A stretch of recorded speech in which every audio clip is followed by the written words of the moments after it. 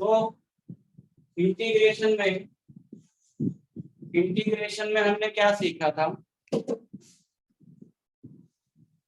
यहाँ पर सब है ना जिसने इंटीग्रेशन की फर्स्ट क्लास अटेंड करी हुई है।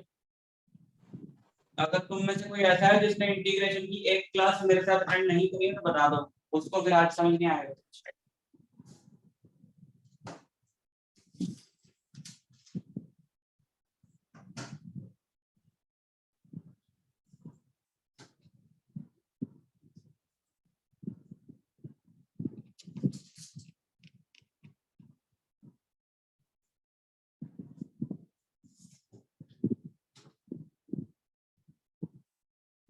सो थोड़ा सा रिवाइज कर लेते हैं।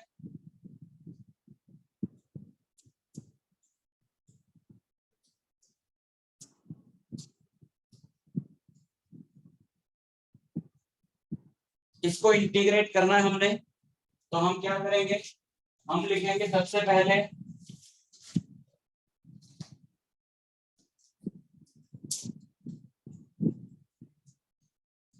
इसको हम सेपरेट कर लेंगे।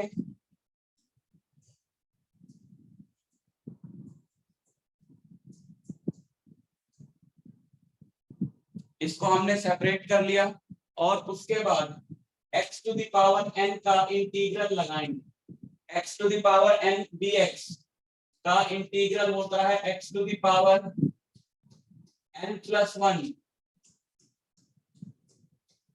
Upon n plus 1 plus c। ठीक, तो वो वाला formula x to the power n वाला formula,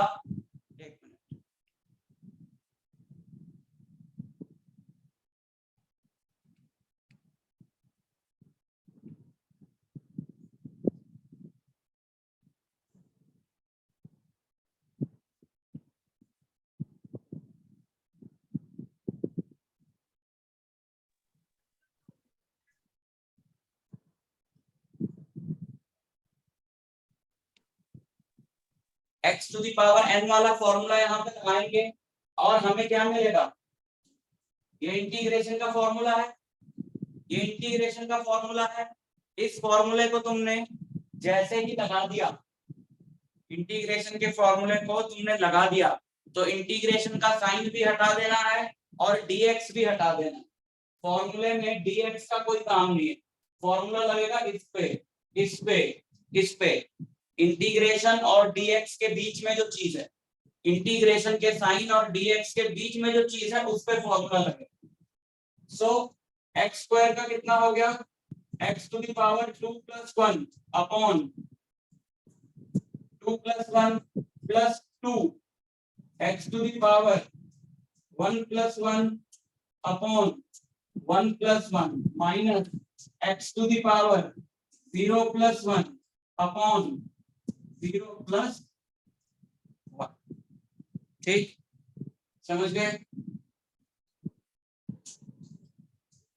so x cube by 3 और इंटीग्रेट कर दिया तो प्लस 3 आ जाना चाहिए उस time, plus 2x square by 2 plus x plus c, plus नहीं सॉरी माइनस है,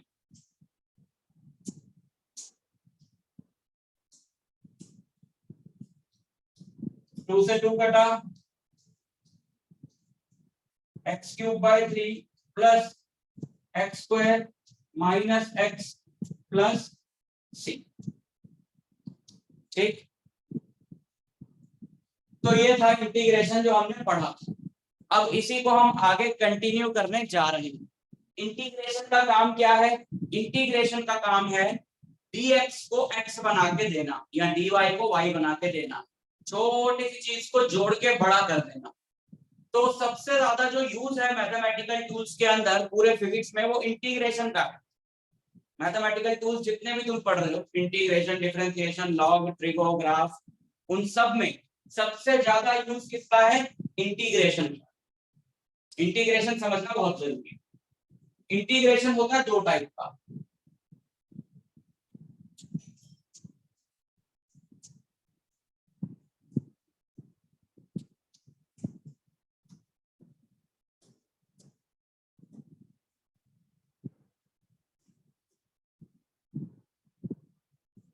इंटीग्रेशन है दो टाइप का, इनडेफिनेट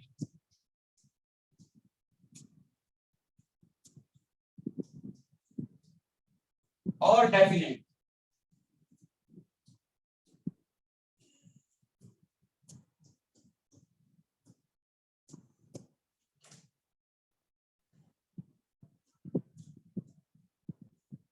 इनडेफिनेट और डेफिनेट आज बुलाया था मैंने। अच्छा वो उसको बोला हो क्योंकि इस क्लास का तुमको समझ नहीं आया। अच्छा लेकिन क्लास तो 11th की ही चल रही है बट ये तुमको समझ नहीं आया। ट्राई करो देखो मुश्किल है लेकिन हाँ डेफिनेट है ये चैप्टर कोई सभी नहीं मैथमेटिकल टूल्स कहते हैं इसको। सबसे पहले यही कराया मैथमेटिकल टूल्स ना, एक चैप्टर कोई नहीं है बट सबसे पहले यही कराया जाता है क्योंकि वरना बाकी की फिजिक्स समझ में नहीं आएगा। तो अगर पढ़ा है स्कूल में थोड़ा बहुत इंटीग्रेशन के बारे में तो समझ में आएगा, वरना सब कुछ समझ में ये इंटीग्रेशन है ठीक। और ये तो सेकंड क्लास है, पहली क्लास होती तब भी कोई दिक्कत नहीं। कोशिश करो। इंटीग्रेशन है दो टाइप का, indefinite and definite integration. Indefinite integration क्या है, हम क्या बोल रहे हैं कि इंटीग्रेशन का काम है y को जोड़ना। ये है y, ये पूरा है y और हमारे पास है dy, तो हमें dy को जोड़ के पूरा y चाहिए। अगर तो हमें पता है कि y कहां से कहां चाहिए, अब ये थोड़ा सा कैच है, जरा सुनना बात ध्यान से। अगर हमें पता है कि y कहां से कहां तक चाहिए और हमें मतलब सर्टेन बाउंड्री पता है तो दैट इज डेफिनेट इंटीग्रेशन। और अगर हमें नहीं पता है कि कहां से कहां तक चाहिए तो इनडेफिनेट इंटीग्रेशन। नहीं, अगर फंक्शन है तो इनडेफिनेट। हाँ कुछ कुछ सुनो, जैसे अगर हमें ब्रिक्स को जोड़ के बॉल बनाना, अगर हमें ब्रिक्स को जोड़ के बॉल बनाने हैं तो अगर तो मेरे को पता है, अगर तो मेरे को पता है कि मेरे को कितनी ऊंची बॉल बनानी है, कितनी मोटी बॉल बनानी है, मतलब मुझे बॉल की सारी बाउंड्रीज पता है, और तब मैं ब्रिक्स खरीदने जाऊंगा और मैं सीमेंट खरीदने जाऊंगा तो मुझे एग्जैक्टली पता होगा कि मुझे कितनी ब्रिक्स चाहिए और मुझे इतना सीमेंट चाहिए, ठीक है। लेकिन अगर मेरे को पता ही नहीं है कि जो मैंने बॉल बनानी है उसकी डायमेंशंस कितनी, तो मैं ब्रिक्स खरीदने जाऊंगा तो मैं क्या बोलूं, कुछ भी नहीं बोल सकता, तब मेरे को नहीं पता कि मैं कितनी ब्रिक्स खरीदूं।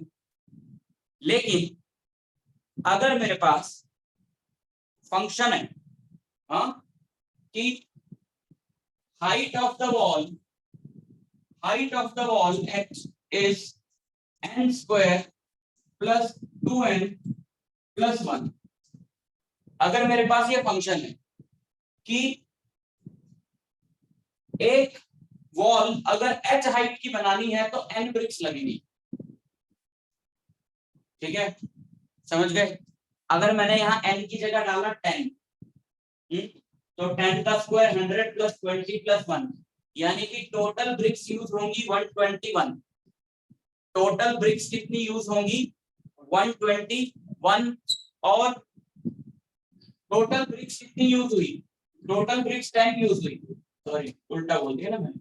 n को मैंने क्या लिया 10 है, छोटा नंबर ले रहे हैं जस्ट बात समझाने के लिए। n को मैंने लिया 10, n को मैंने लिया 10 तो h आया 121, जिसका मतलब है कि 10 ब्रिक्स लोगे तो कितनी हाइट की बिल्डिंग बनेगी 121 मीटर की, ठीक है सपोज ऐसा। तो ये है एक फंक्शन, ये फंक्शन हम तब यूज करेंगे जब हमको इनिशियली नहीं पता है कि हमने जो वॉल बनानी है वो कितनी हाइट की है कितनी विड्थ की है, या फिर अगर ऐसा हो कि हमने कई वॉल्स बनानी है अलग अलग हाइट या अलग अलग विड्थ की, तो हम क्या करें कि नंबर ऑफ ब्रिक्स पहले से ना डिसाइड करें, हम बहुत सारी ब्रिक्स खरीद के रख लें और बहुत सारा सीमेंट खरीद के रख लें, और जब भी हमें किसी हाइट की वॉल बनानी हो हम यहाँ पे पुट करके देखें h की वो वैल्यू और निकाल के देखें कि n कितना लगेगा, समझ रहे हो। So there can be two cases. एक केस तो वो है कि जब हम कोई चीज जोड़ रहे हो, एक केस तो वो है कि जब हम कोई चीज जोड़ रहे हो तो हमें एग्जैक्टली पता हो कि कहां से कहां तक जोड़नी, और दूसरा केस वो है कि हम जोड़ तो रहे हो, हमें पता हो हमारे पास स्टॉक पहले हो, हाँ तो फिर हम उसको साथ में जोड़े बाद हाँ अपनी रिक्वायरमेंट के हिसाब से।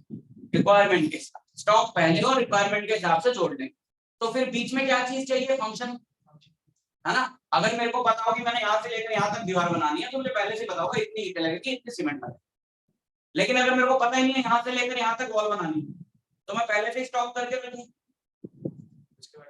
और उसके बाद डिसाइड करूं कि इतनी ऊंची वॉल बनानी है तो इतनी ब्रिक्स लगेंगी, लेकिन वो भी तो किसी बेसिस पे डिसाइड होगा ना, और वो किस बेसिस पे डिसाइड होगा? एक फंक्शन के बेसिस। ठीक, तो क्या होता है कि जब तुम डीवाई जोड़ के पूरा वाई निकालना चाहते हो तो कुछ केसेस तो ऐसे होते हैं जहां पे तुमको पता होता है कि यहां से लेकर यहां तक वाई निकालो, और कुछ केसेस ऐसे होते हैं जहां तुम्हें पता ही नहीं होता कि कहां से लेकर कहां तक वाई निकालो। तो जब तुम्हें पता नहीं होता उसको हम बोलते हैं इनडेफिनेट इंटीग्रेशन, और जब तुम्हें पता होता है उसको बोलते हैं हम डेफिनेट इंटीग्रेशन। ठीक है, अभी बात बहुत ज्यादा क्लियर हो जाएगी, रुक जाओ थोड़ा। जब हमें बाउंड्रीज नहीं पता, बाउंड्रीज को इंटीग्रेशन की लैंग्वेज में बोलते हैं लिमिट्स। जब हमें लिमिट्स नहीं पता तब जो इंटीग्रेशन यूज होती है वो क्या है? इनडेफिनेट। अभी तक जो मैंने एग्जांपल्स दिए वो इनडेफिनेट इंटीग्रेशन कहते हैं, क्योंकि लिमिट नाम की कोई चीज हमने लगाई नहीं। जब हमें लिमिट्स पता होते हैं कि यहां से लेकर यहां तक, then that will be definite integration. क्या मतलब? ओके, तो सबसे पहले बात करते हैं इनडेफिनेट की, जो बात हमें करने की जरूरत नहीं है क्योंकि हम ऑलरेडी कर चुके हैं। इसका जो आंसर आया, y, that y is what? देखो, इसका जो आंसर आया y, ये y क्या एक फिक्स्ड वैल्यू है या फंक्शन है? फंक्शन। तो ऑब्वियसली है इनडेफिनेट इंटीग्रेशन, क्योंकि डेफिनेट इंटीग्रेशन तो तुम्हें फिक्स्ड वैल्यू देगी। ये तो तुम्हें सिर्फ इतना बता रहा है कि भैया हाइट तो इतनी है, हाँ आगे का तुम देखो कि तुम्हारे पास इतनी ब्रिक्स है, इतना सीमेंट है, वो सब डाल के चेक कर लो हाइट कितनी आएगी। लेकिन डेफिनेट इंटीग्रेशन प्रॉपर हाइट निकाल के देगा, 10 मीटर, 20 मीटर, 50 मीटर, क्योंकि उसको इंटीग्रेट करते टाइम ही हमने लिमिट्स डाल दी होंगी। तो इनडेफिनेट इंटीग्रेशन का जो आंसर है वो हमेशा फंक्शन होता है, और डेफिनेट इंटीग्रेशन का जो आंसर है वो हमेशा वैल्यू होती है, क्योंकि वो फंक्शन नहीं होता यार। जब वो भी फंक्शन ही मिलना है तो वो फिर काहे का डेफिनेट हो? ठीक है, अब प्रैक्टिकल एग्जांपल लेंगे ना तो बात पकड़ में आएगी, बट पहले मैं ये बता दूं कि डेफिनेट को सॉल्व कैसे करते हैं। इनडेफिनेट की तो मैं बात नहीं करने वाला क्योंकि तो हो गई बात। डेफिनेट को सॉल्व कैसे करते हैं फिर मैं तुमको फिजिक्स में बताऊंगा कहां पर ये एग्जांपल्स लगाने हैं। डेफिनेट इंटीग्रेशन,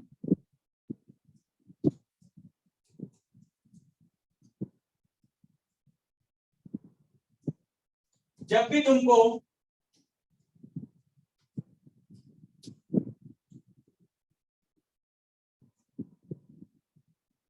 कितनी प्रैक्टिस हो गई, यहीं तक तो छोड़ा था कल, कम से कम एक पूरा चैप्टर करियो आज यहाँ। जैसे 3.3 पे है ना, तो 3 एंड तक जाना चाहिए, तीनों एक्सरसाइज, तभी बात बनेगी। दो 4 क्वेश्चन करने, एक्स स्क्वायर माइनस एक्स, अब इसको तुमने इंटीग्रेट करना है तो तुम्हें इनडेफिनेट इंटीग्रेशन आती है। इसका आंसर सीधा सीधा हम लोग बता देते हैं, x³ और x² 2 प्लस c। लेकिन डेफिनेट इंटीग्रेशन का क्वेश्चन ऐसा नहीं दिखेगा। डेफिनेट इंटीग्रेशन के क्वेश्चन में तुम्हें अपर लिमिट और लोअर लिमिट दिखेगी इंटीग्रेशन के साइन के नीचे और ऊपर। यहाँ पे तुम्हें लिखा हुआ मिलेगा एक नंबर, यहाँ पे दिखेगा कुछ और नंबर, नीचे एक नंबर लिखा हुआ होगा, ऊपर एक और नंबर लिखा हुआ होगा। इसको हम लोग बोलते हैं लोअर लिमिट। समीरा कुछ समझ आ रहा है? मुश्किल ही है, मतलब मुश्किल तो क्या है, इम्पॉसिबल सी बात, क्योंकि ना this is the second class of integration, और सिर्फ उतना ही पॉइंट नहीं है। मैं फर्स्ट क्लास में भी बुला सकता था तुमको, लेकिन इंटीग्रेशन से पहले लगाई 3 क्लासेस डिफरेंशिएशन। लगभग ये 5वीं क्लास, इससे पहले 4 क्लासेस हैं वो देखनी पड़ती है, तो ये लेकिन बैठो, कोशिश करो कि कितना ज्यादा दिमाग के अंदर, क्योंकि जब मैं तुमको दोबारा ये पढ़ाऊंगा तब और बढ़िया समझ में आएगा। अगर ये आधा अधूरा समझा हुआ होगा तो ऐसा नहीं है कि इसका बिल्कुल भी फायदा नहीं होगा। This is called upper limit.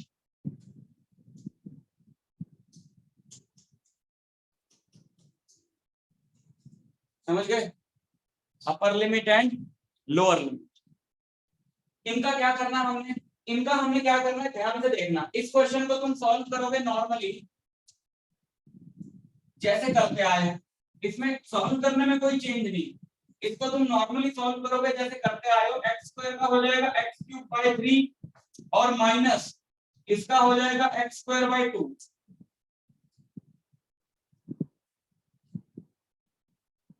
इसको नॉर्मली वैसे ही सॉल्व करना है जैसे करते आए, ठीक? समझ गए? अब क्या करना है, जब तुम इसको सॉल्व कर लो तो एक बड़ी सी स्क्वायर ब्रैकेट लगा लो और उस बड़ी सी स्क्वायर ब्रैकेट के नीचे लिखो लोअर लिमिट और ऊपर लिखो अपर लिमिट, ठीक? सॉल्व कर लिया। प्लस सी नहीं लिखना है, प्लस सी का मतलब है इनडेफिनेट, कि we are not sure about something, but यहाँ हर चीज को लेकर श्योर है, तो यहाँ पे प्लस सी नहीं आएगा। तुमने इसको नॉर्मली इंटीग्रेट किया, एक्स स्क्वायर का integral X cube by 3, X का integral X square by 2, limit लगा देनी है, लोअर लिमिट और अपर लिमिट यहाँ से 1 और 2। फिर क्या करना है, फिर तुमको पूरे फंक्शन में वेरिएबल की जगह अपर लिमिट डालनी है।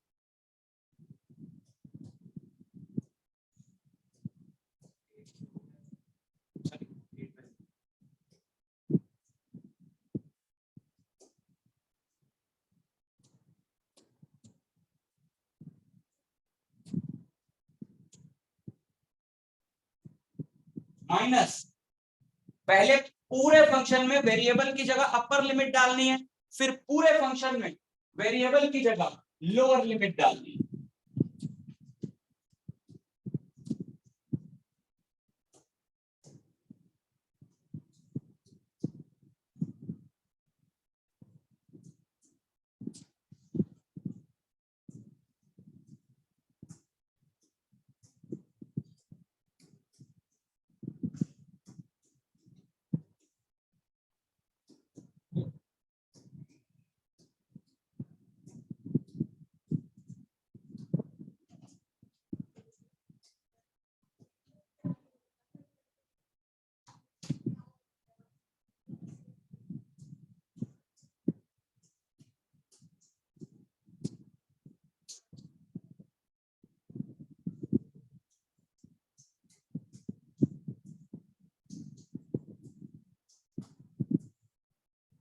So answer is 5/6.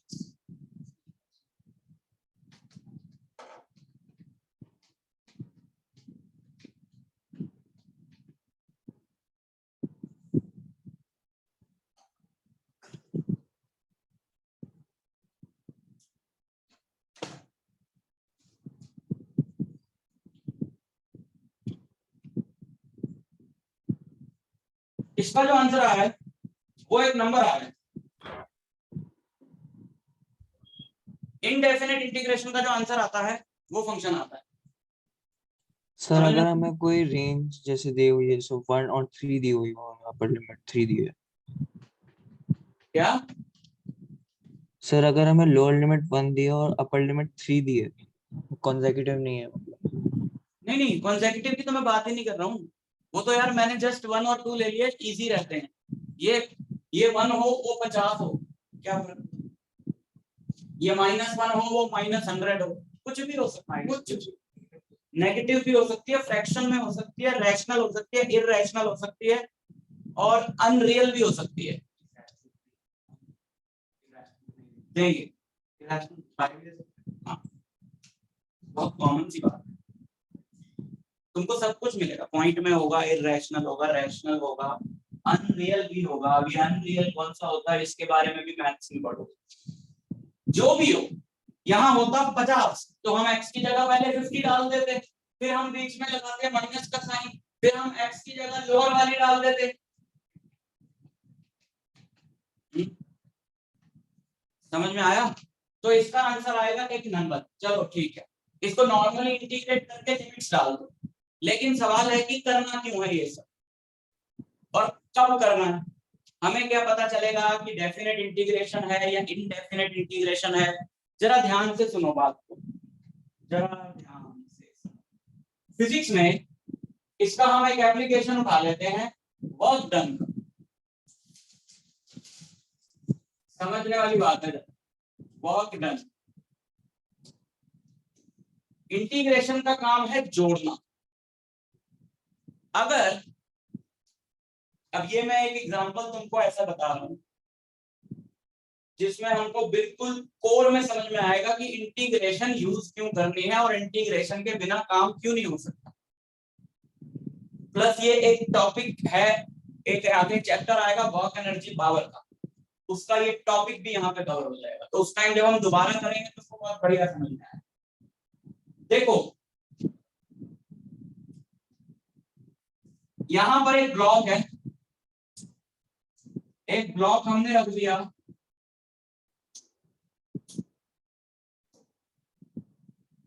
और उस ब्लॉक को हमने एफ फोर्स लगा के पुश किया।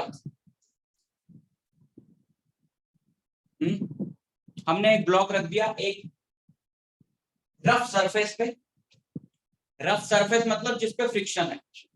हम सबके जो घर में सरफेस है या कहीं पर भी बाहर जो सरफेस है सब में फ्रिक्शन है, सब रफ है। कहीं पर भी स्मूथ सरफेस हमको प्रैक्टिकली मिलेगा नहीं। फिजिक्स के क्वेश्चंस में दिया रहता है कि सरफेस स्मूथ है, बट वो that is possible only theoretically. Practically कोई भी सरफेस स्मूथ नहीं हो सकता। ठीक,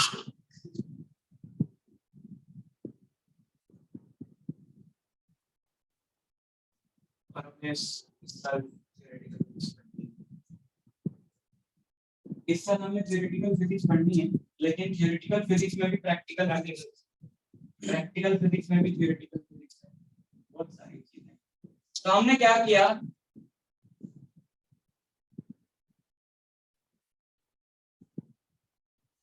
किया, हमने इस ब्लॉक को धक्का मारा और ये ब्लॉक जो है यहां तक चला गया। And this distance is suppose x, this distance is x। अब देखना इंटीग्रेशन डिफरेंशिएशन सबका यूज आने वाला है यहाँ पे। अब बोलते हैं फाइंड द वर्क डन। एक फोर्स F ने इसको पुश किया और ये धक्का खा के यहाँ पहुंच गया, और ये जो फोर्स थी इसकी भी हम कोई वैल्यू ले लेंगे, डिस्टेंस की भी कोई वैल्यू ले लेंगे। तुम्हें याद होगा वर्क डन का फॉर्मूला तुमने पढ़ा होगा क्लास 9th में, it is force into distance या डिस्प्लेसमेंट कह लो। मान लो ये स्ट्रेट लाइन में है तो force is 10 newton and this displacement is 20 metre. 10 newton का धक्का खा के 20 मीटर गया ये, so it is 10 into work done is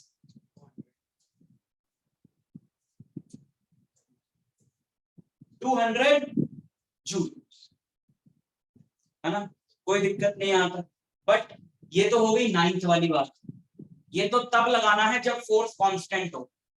अगर फोर्स कांस्टेंट नहीं है तब बात करते हैं डिफरेंशिएशन की, है ना? जब हमने डिफरेंशिएशन की क्लास अटेंड करी थी तो हमारा जो डिस्कशन है वो यहीं से तो स्टार्ट हुआ। तो फिर इसमें अगर जो हम डिफरेंशिएट करेंगे फिर force with respect to distance.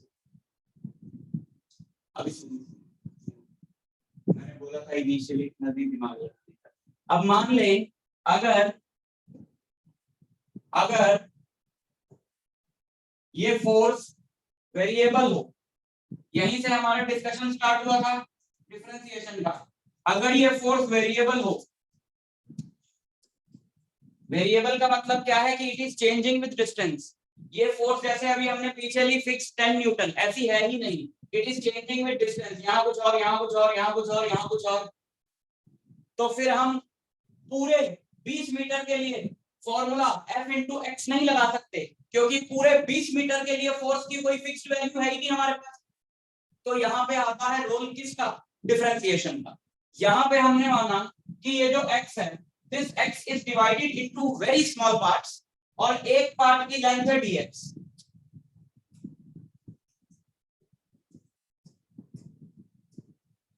This x is divided into very small parts, infinite small parts. हर एक पार्ट की जो लेंथ है वो dx है, such that ये dx इतना छोटा है कि इतने पार्ट के लिए तो फोर्स चाहकर भी चेंज नहीं हो सकती।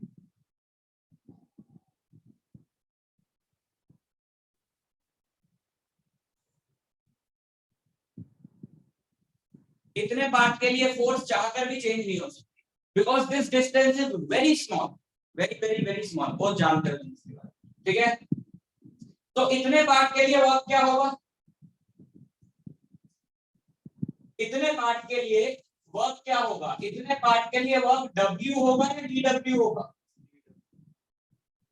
इतने पार्ट के लिए वर्क क्या होगा, dW, क्योंकि W तो पूरे के लिए, छोटे से पार्ट के लिए जो वर्क होगा वो dW होगा।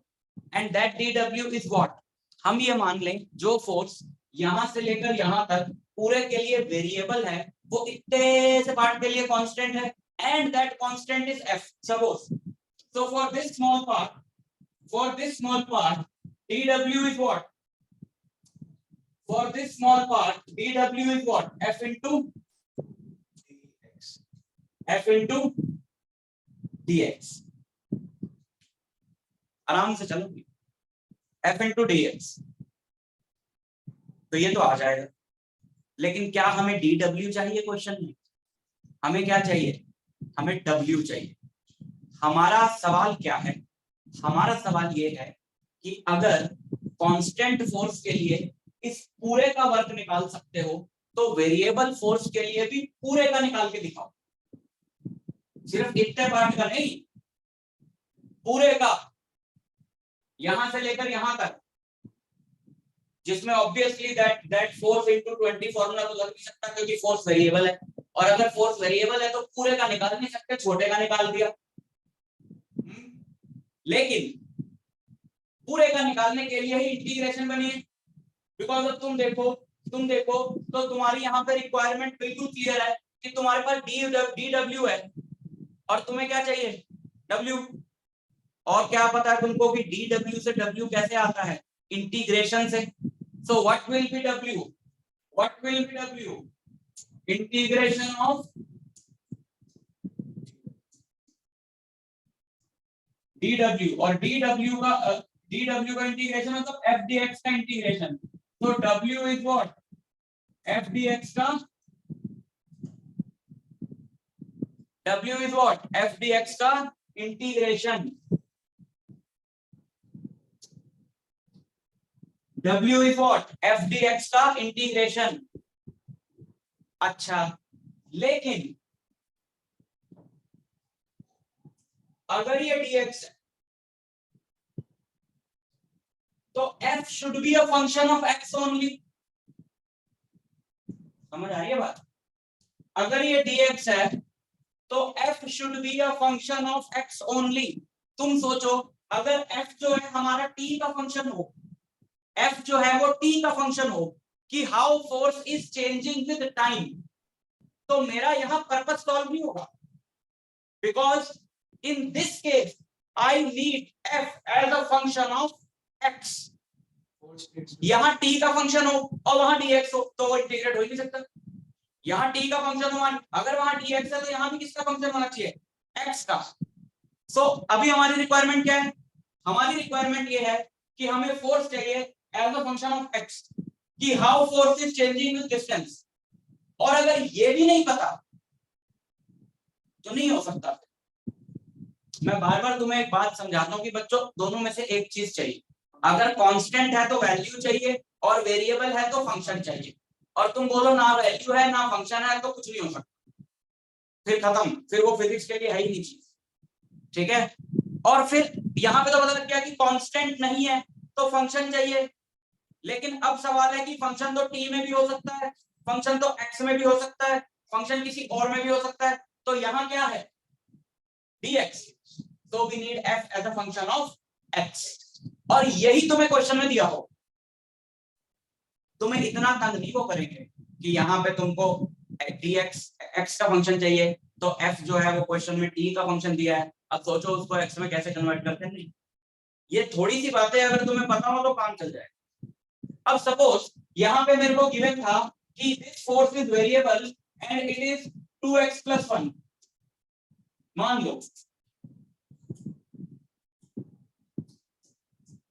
लो हमें ये गिवन था। So what is the total work done?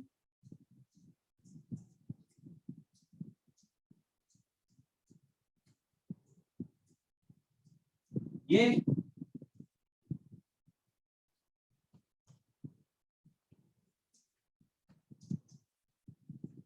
which is what, अब कर चुके हो 4-5 क्वेश्चन इंटीग्रेशन के, तो सीधा ही कर दो इसको।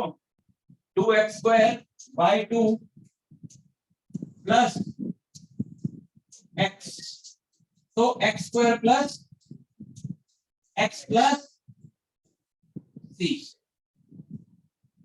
एक से यहां भी आना चाहिए क्योंकि मैंने यहाँ पे इंटीग्रेशन की शुरुआत कर दी थी, तो प्लस c यहां भी एक आना चाहिए। तो final answer is what, x² plus x plus c, this is the work done. But ये फंक्शन है, ये फंक्शन है, क्यों? बिकॉज हमने लिमिट डाली नहीं, लेकिन हम लिमिट डालेंगे कैसे? हमें ये तो बताया ही नहीं है कि कहां से कहां तक निकालना है, हमें ये तो बताया ही नहीं है कि हमारा जो ब्लॉक है वो कहां से लेकर कहां तक डिस्प्लेस हुआ है। सपोज हमें अब ये क्वेश्चन में गिवन हो कि ये ब्लॉक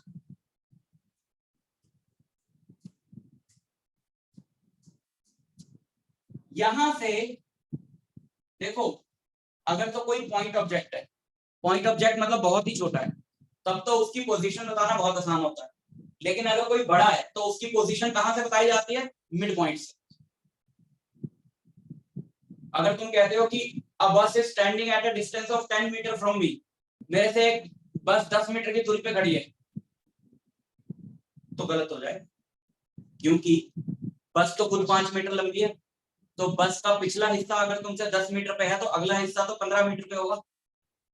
तो ऐसी चीजों का डिस्टेंस नहीं बता सकते हम, जो पॉइंट ऑब्जेक्ट नहीं है उनका डिस्टेंस नहीं बता सकते। तो हमने क्या तरकीब निकाली कि सेंटर से बताओ।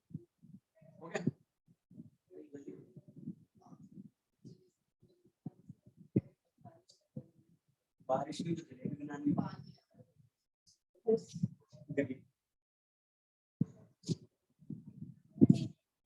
सपोज, तो हम क्या करते हैं, हम पोजीशन लेते हैं सेंटर से। मान लो ये पॉइंट हमें दिया है, ये एक्स एक्सिस है, हमें दिया है कि ये x = 1 से x =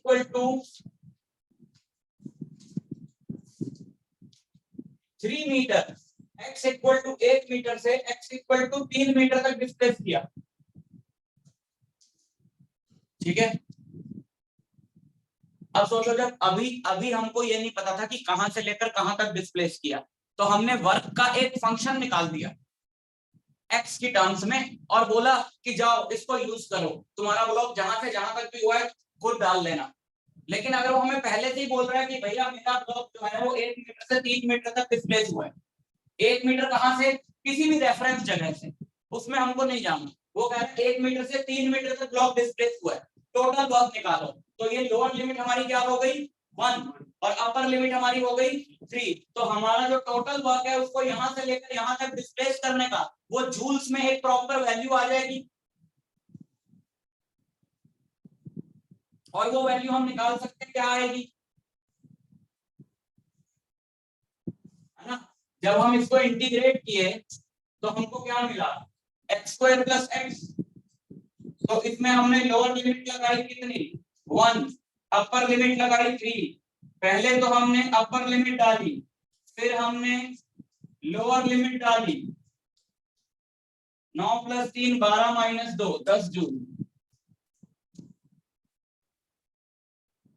तो टोटल वर्क हम हमारे पास आ गया कि इसको 1 मीटर से 3 मीटर तक डिस्प्लेस करने के लिए इस फोर्स को टोटल वर्क करना पड़ेगा 10 जूल। अब हमारे पास अगर इंटीग्रेशन का मेथड नहीं होता तो हम सिर्फ कांस्टेंट वैल्यूज के लिए वर्क निकालते रह जाते। वेरिएबल फोर्स जहां भी आती हम वर्क कभी निकाल ही ना पाते। हम बोलते भैया छोटे से के लिए ले लो, बस पूरे के लिए हमको नहीं पता। प्रैक्टिकली तो कोई भी चीज फोर्स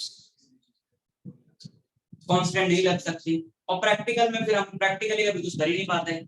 और ये बात तो पक्की है ना कि चाहे फोर्स वेरिएबल हो, चाहे फोर्स वेरिएबल ही हो, लेकिन एक्चुअल में जब वो इस पे कुछ काम करेगी तो कोई वैल्यू में नहीं करेगी ना, और हमें वो वैल्यू कभी पता ही ना लग पाते अगर इंटीग्रेशन ना होती तो इंटीग्रेशन की हेल्प से।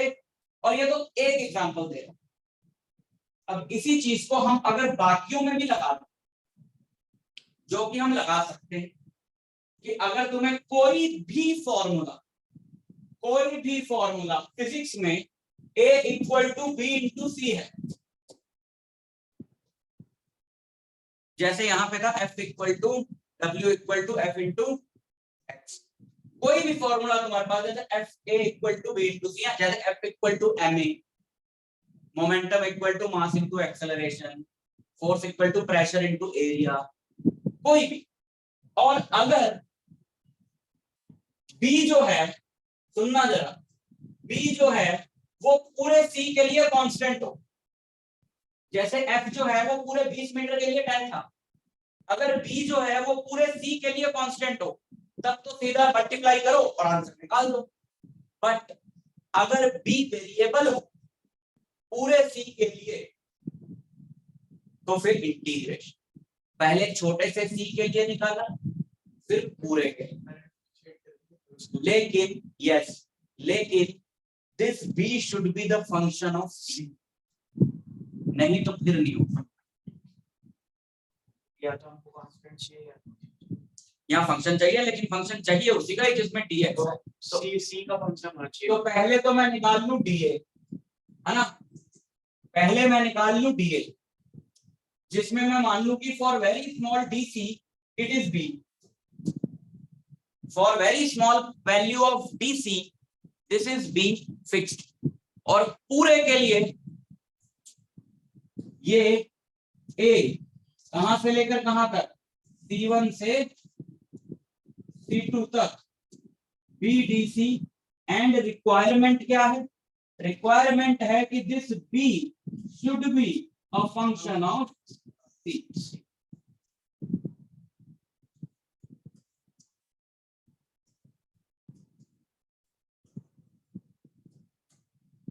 This B should be a function of, ठीक, समझ में आया? अब सर ये वाला पार्ट समझ नहीं आया। ये वाला पार्ट, यस सर। इसमें हमने बिल्कुल वही चीज करी है जो हमने इसमें करी है। यहाँ पे हमारे पास एक फॉर्मूला था work equal to force into displacement, जिसमें हमारी ये कंडीशन थी कि फोर्स की वैल्यू कांस्टेंट नहीं है फॉर होल डिस्प्लेसमेंट। तो हमने छोटी सी डिस्प्लेसमेंट dx के लिए f को कांस्टेंट माना और फिर f इंटू dx निकाला और उसे इंटीग्रेट करके x की लिमिट x1 से x2 तक पूरा निकाला।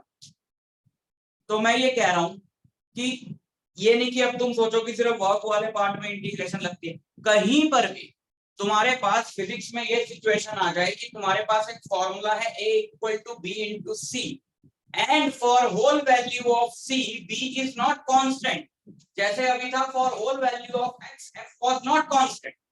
तो हमने माना कि छोटी सी वैल्यू c की है dc, छोटी सी वैल्यू c की है dc, जिसके लिए b की वैल्यू है p, उतने पार्ट के लिए हमने a नहीं निकाला dA निकाला, जैसे यहाँ dw निकाला, that is b into dc।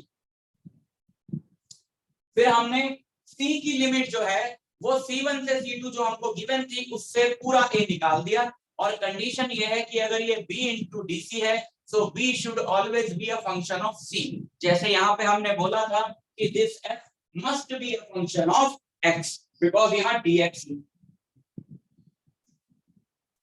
समझ आया? Yes yes sir. सोचो एक और एग्जांपल लो, कमी नहीं है एग्जांपल्स की इंटीग्रेशन। एक और एग्जांपल लो, जैसे कि एक बॉडी चलती हुई जा रही है, एक बॉडी चलती हुई जा रही है, हमने निकालना है इसका यहां से लेकर यहां तक का डिस्प्लेसमेंट।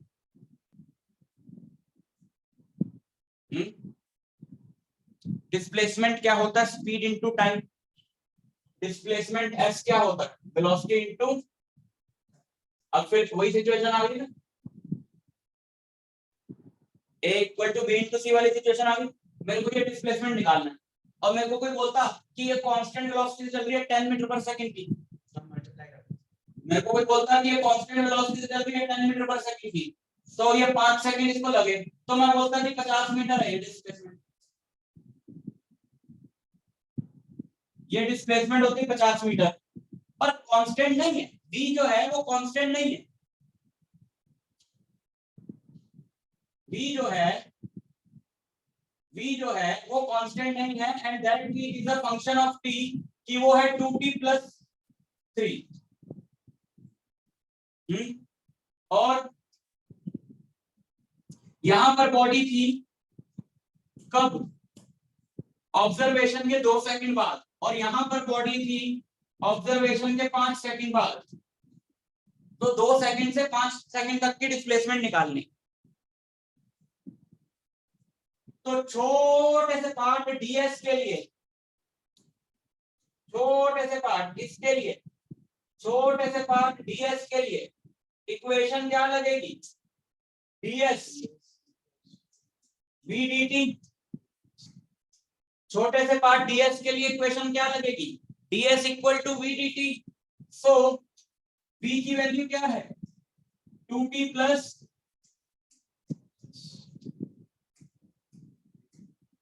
और हमें टोटल वेलोसिटी, टोटल डिस्प्लेसमेंट कहां से कहां तक निकालनी है? 2 से लेकर 5। तो यहां से लेकर यहां तक मेरे को डिस्प्लेसमेंट मिल जाएगी s is what? 2t² plus 3t, lower limit 2, upper limit 5, 2 से 2 कटा, तो पहले डाली अपर लिमिट। तो पहले से डिफरेंशिएट भी तो करना था 2t+3 को।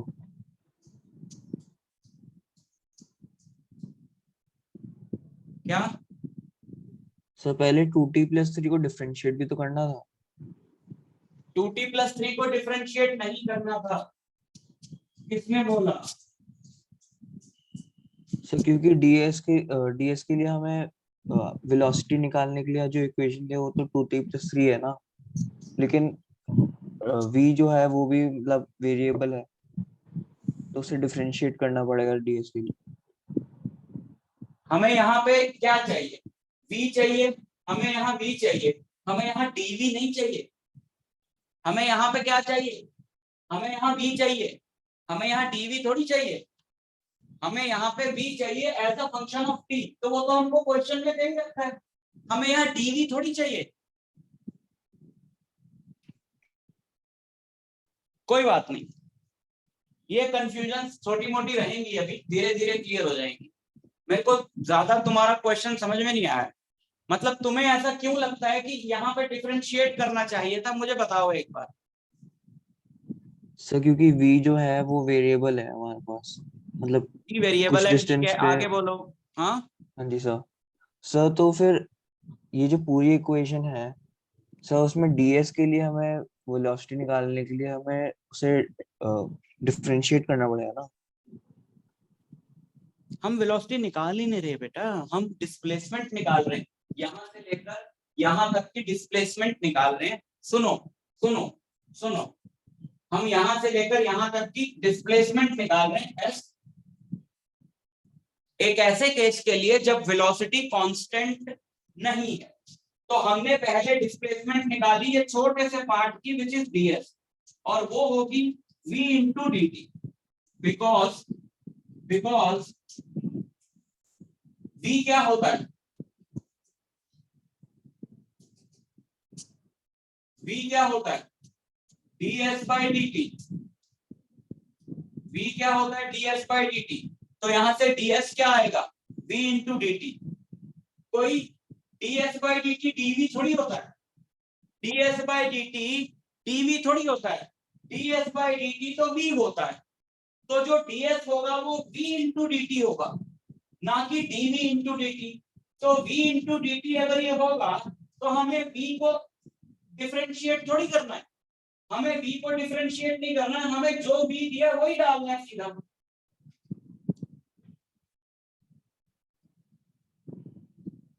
नहीं समझे? हाँ जी सर समझ गया। देखो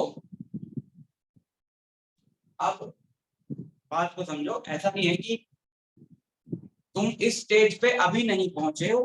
अभी तुम किस स्टेज पे पहुंचे हो, सुनो मेरी बात, टाइम लगता है चीजों को इंटीग्रेशन में समझने में। अभी तुम किस स्टेज पे पहुंचे हो कि तुमको एक फंक्शन दे दिया जाए और तुम्हें बता दिया जाए कि इसे इंटीग्रेट करना है और लिमिट्स लगानी है या नहीं लगानी है, तो तुम कर लोगे। तुम उस स्टेज पे हो इस वक्त। ये पूरी कहानी खुद सोचना कि वेलोसिटी दे रखी है as a function of T, तो डिस्प्लेसमेंट यहां से लेकर यहां तक, ये सारी कहानी खुद से सोचना और उसको सही कर डालना, इसमें लगेगा थोड़ा टाइम। ये सिर्फ तुम लोगों को एग्जांपल्स दिए गए हैं कि डिफरेंशिएशन और इंटीग्रेशन कहां यूज होता है फिजिक्स के अंदर। लेकिन तुमसे अभी क्या एक्सपेक्टेड है, तुमसे अभी एक्सपेक्टेड है कि बस तुम्हें दे दिया जाए कि इंटीग्रेट द फॉलोइंग और तुम उसको इंटीग्रेट कर पाओ, दैट्स इट। तुम्हें कोई नहीं कह रहा कि स्टार्टिंग से ये सब सोचो। अभी रुक जाओ 5 मिनट और वेट कर लो, ये निकलेंगे तो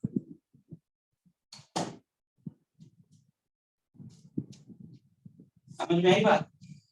ये कंफ्यूजन होती है कि हमें कैसे पता लगे, बच्चे दोस्त रहते हैं सर हमें कैसे पता लगे यहाँ ये डालना है। तुमसे कोई कह भी नहीं रहा डालने, तुम्हें सब दिया जाए, तुम्हें सीधा साफ बताया जाएगा ये रहा बेटा फंक्शन, इसको इंटीग्रेट कर दे, ये लिमिट्स डाल दे, दैट्स इट। ये सब सोचेंगे हम लेकिन लेटर स्टेजेस, अभी सिर्फ तुमको एग्जांपल्स दिए गए। 12th में नहीं 11th में। सोचो, अब पूछते हैं बच्चे की सर इंटीग्रेशन से क्या क्या किया जा सकता है, तो उसका सब जवाब है कि सब कुछ किया जा सकता है। फॉर एग्जाम्पल, क्या एरिया निकाला जा सकता है सर्कल का? बिल्कुल निकाला जा सकता है इंटीग्रेशन में। और मैं जस्ट एग्जांपल दे रहा हूं, इसमें भी मैं ये नहीं कह रहा हूं कि तुम खुद निकालने बैठ जाओ, क्योंकि टाइम लगेगा थोड़ा सा। ये हमारे पास एक सेमी सर्कल है और इस सेमी सर्कल का हमने एरिया निकालना है यूजिंग इंटीग्रेशन। तो किसी भी चीज के बारे में जो भी टोटल निकालना होता है, हम ये सोचते हैं कि उस टोटल का छोटा सा क्या पार्ट है जिसका हमें वो क्वांटिटी पता है। फॉर एग्जांपल, अगर इसका टोटल का एरिया निकालना है तो हम इसे छोटे छोटे ऐसे पार्ट्स में डिवाइड करें जिनमें से एक का एरिया हमें पता हो। अब तुम बोलो कि इनको ये छोटे छोटे स्क्वायर्स में डिवाइड कर, तो छोटे छोटे स्क्वायर्स में अगर तुम डिवाइड करोगे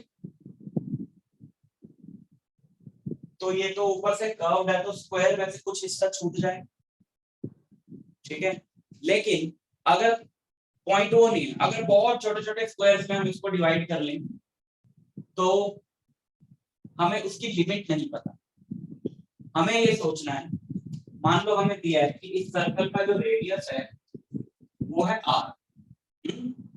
ये देखो, ये सब बातें जो मैं अभी बता रहा हूँ तो जितनी समझ में आती है ठीक है, तुम्हारा कोई ज्यादा नुकसान नहीं होगा। इसका मैं चाह रहा हूँ तुम 50% भी समझ लो तो काम हो गया, मेरे को उतना ही चाहिए। हमारे पास एक सेमी सर्कल है जिसका रेडियस है r, हमें बोला इसका एरिया निकालो यूजिंग इंटीग्रेशन। तो हम ये सोचे कि इसको छोटे छोटे पार्ट्स में हम डिवाइड करें तो उस एक छोटे पार्ट की शेप क्या होनी चाहिए और जिसकी मुझे लिमिट्स पता हो, तो मैं उस छोटे से पार्ट का एरिया निकाल के इंटीग्रेट कर दूं, ठीक है। मान लो यहां पर एक राइट एंगल ट्रायंगल है,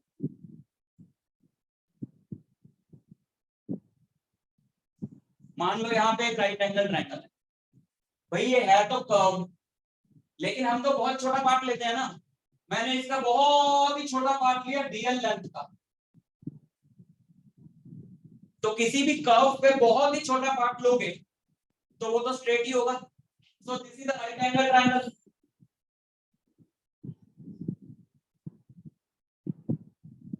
मान लो ये एंगल, अब ये वाला जो एंगल है, सोचो धीरे धीरे प्रोग्रेस करो कि इस वाले एंगल को थीटा लेना चाहिए या डी थीटा लेना चाहिए।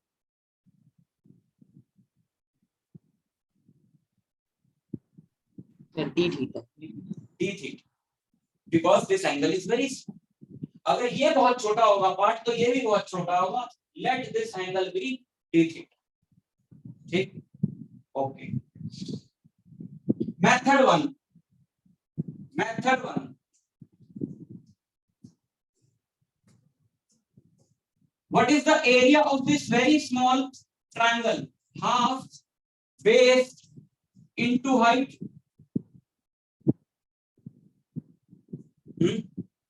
What is the area of this very small triangle? Half base into height. ये तो dr भी लेंगे ना, ये तो पूरा r है। So what is the total area? dA का इंटीग्रल है ना, dl। अब पिछले क्वेश्चंस में dx था तो x की लिमिट लगाई, जहां dt था वहां टाइम की लिमिट लगाई, यहाँ क्या है तो यहाँ l की लिमिट्स लगेगी। l क्या है, आर्क लेंथ, l क्या है, आर्क लेंथ। तो मिनिमम आर्क लेंथ क्या हो सकती है, 0, और मैक्सिमम आर्क लेंथ क्या हो सकती है, पाई आर। मिनिमम आर्क लेंथ क्या हो सकती है, 0, मैक्सिमम क्या हो सकती है भाई, पाई आर, क्योंकि ये सेमी सर्कल है। आर्क इससे बड़ा तो हो नहीं सकता।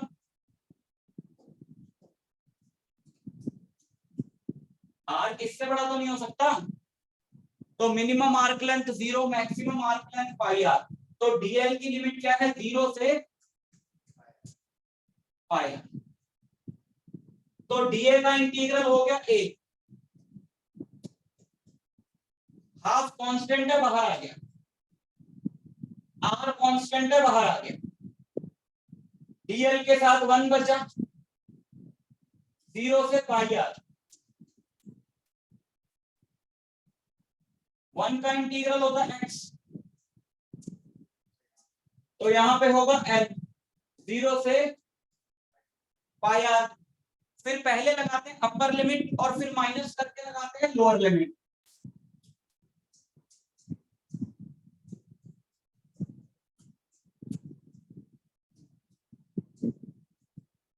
L की जगह पहले अपर लिमिट लिखी पाई आर, माइनस फिर लोअर लिमिट लिखी 0। इसको सॉल्व करा, क्या आया, पाई आर स्क्वायर बाई 2, और सर्कल का सेमी सर्कल का एरिया क्या होता है, पाई आर स्क्वायर बाई 2। ठीक है, इंटीग्रेशन कुछ इस तरीके से यूज होता है। नहीं समझ आती बात, कोई प्रॉब्लम नहीं। ठीक है, इंटीग्रेशन इस तरीके से यूज होता है। हाँ सर जो ट्रायंगल का एरिया होता है उसका हाफ बेस इनटू एल्टीट्यूड होता है। ट्रायंगल का area half base into height हमने यहाँ पे यूज किया। अब सवाल है कि ट्रायंगल का area half base into height क्यों होता है। ट्रायंगल का area half base into height integration से आया है, जिसको हमने रेक्टेंगुलर स्ट्रिप्स में डिवाइड किया है। जैसे इसको हमने ट्रायंगल्स में डिवाइड किया है, वैसे ही ट्रायंगल को रेक्टेंगुलर स्ट्रिप्स में डिवाइड किया है और इंटीग्रेट किया है। एक रेक्टेंगल का बेस इनटू डीएक्स, ठीक है, ऐसा। सर उसको परपेंडिकुलर इंटीग्रेट करके पूरे का एरिया आया, तो उसकी भी हम लोग बात कर लेंगे।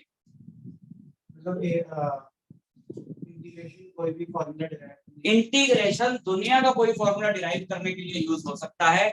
और मैथमेटिक्स के फॉर्मूले, मेंसुरेशन के, अब जैसे एरिया ऑफ ट्रायंगल पूछ रहा है, area of circle, area of semi circle, area of triangle, trapezium, 3D में अगर हम लोग चले जाए, area and volume of cylinder, cone, sphere, ये सब इंटीग्रेशन से आया है। और फिजिक्स के सारे फॉर्मूले, मैथ्स के सारे फॉर्मूले, और ये सब हम डिराइव करेंगे। इसके वाले से शुरुआत कर देंगे एरिया ऑफ ट्रायंगल, ठीक है, बट धीरे धीरे, वो फिर कंफ्यूजन पैदा करती है चीज। ठीक है, अभी के लिए सिर्फ इतना ही ग्रैस्प करना और इसको बहुत अच्छे से रिकॉर्डिंग को देख लेना और फिर अगली क्लास में मिलते हैं, तब इंटीग्रेशन खत्म कर देंगे। अभी बचा है इंटीग्रेशन के अंदर सिखाने वाला, ठीक है। एक्सक्यूज मी सर, हाँ बोलो। सर वो आर को कॉमन क्यों लिया गया है?